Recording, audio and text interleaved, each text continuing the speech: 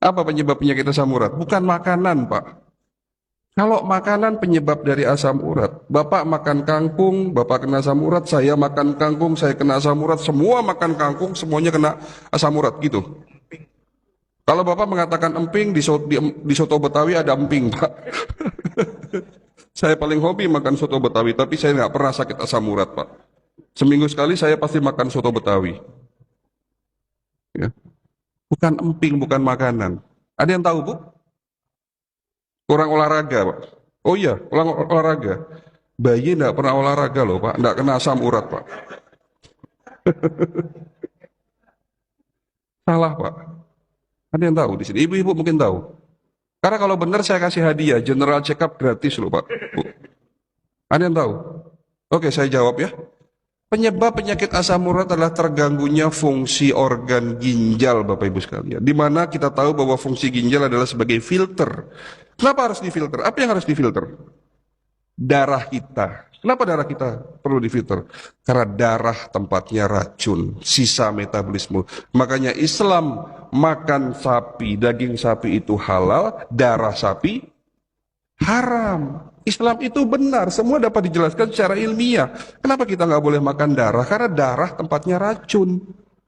Maka oleh karena itu darah yang mengalir dalam tubuh kita harus difilter.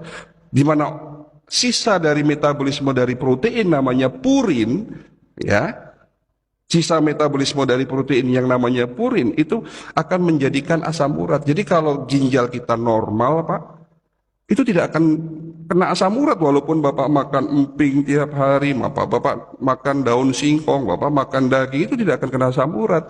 Tapi kalau Bapak divonis asam urat, yang laki-laki di atas 7, yang perempuan di atas 6, sudah dipastikan ginjalnya terganggu. Nah, di sini kita cari tahu lagi apa penyebab kerusakan ginjal, apakah infeksi, apakah ada batu, apakah ada kelainan di situ. Inilah butuhnya teknologi. Pengobatan holistik bukan mengobati akibat, tapi penyebab dari itu. Yang kita obati bukan nyerinya, tapi yang kita obati penyebab. Menjawab pertanyaan Bapak seharusnya, ya, menjawab pertanyaan Bapak, kenapa dok saya sakit diabetes nggak sembuh-sembuh, kemarin ada sakit apa lagi tadi ibu, ya, komplikasi sana sini nggak sembuh-sembuh, kenapa harus minum obat? Pengobatan holistik tidak instan, Bapak Ibu sekalian. Pengobatan holistik dimulai dari mencari tahu apa penyebab sakitnya. Apakah ini ke fisik, apakah lebih psikologi, atau masalah spiritual. Kalau bicara fisik, pengobatannya pun dibagi 3. Ya, pengobatan fisik pertama detox. Apa yang perlu dibersihkan? Mulai dari usus, darah, dan organ. 3 organ penting yang harus didetox adalah liver, ginjal, ya, liver, ginjal, dan apa satu lagi? Darah tentunya, ya. Lalu setelah program detox selama 1-2 bulan berjalan, masuk ke program defense. Yang kita sebut defense adalah meningkatkan imunitas. Baru yang terakhir adalah program restore, melakukan perbaikan sampai dengan tingkatan sel. Proses degenerasi kita hentikan, kita balik menjadi proses yang namanya regenerasi sel.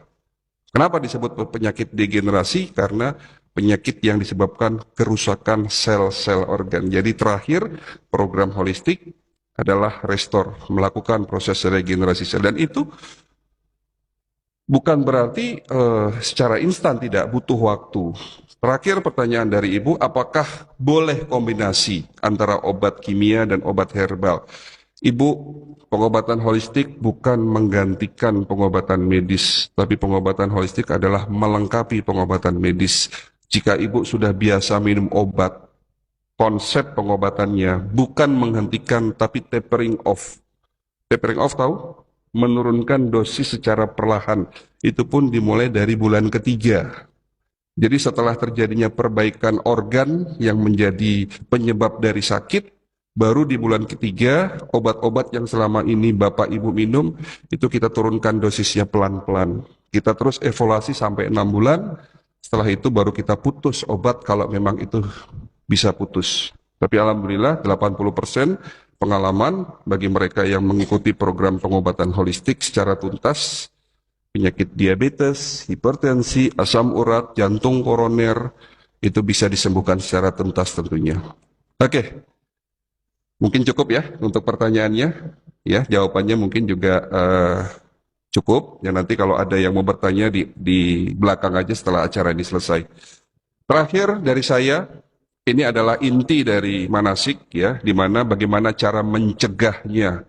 Ada 6 langkah praktis. Monggo dicatat Pak, karena ini penting sekali. 6 langkah praktis mencegah lebih baik daripada mengobati. Yang pertama, mulai hari ini jangan makan malam Pak. Bapak Ibu tidak perlu tanya kepada saya, dok, saya sakit diabetes, yang boleh apa, yang tidak boleh apa. Insya Allah semua makanan baik Pak. Gitu? Baik Pak. Sate boleh nggak Pak? Sate boleh nggak Pak? Boleh, durian boleh. Tapi Rasulullah mengatakan jangan berlebihan. Jadi kalau makan sate jangan lebih dari 5 tusuk Pak. Ya. Makan durian Pak. Ini durian bagus nggak Pak? Bagus. Durian itu kolesterol baik atau jahat?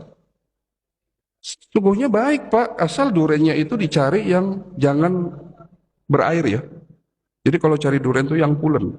Nah, ini tolong perhatikan. Saya dapat ilmu yang bagus dari Bapak Tuan Haji Ismail. Jadi salah satu mentor saya, guru saya di Malaysia adalah Tuan Haji Ismail. Dia punya perusahaan herbal terbesar di Malaysia.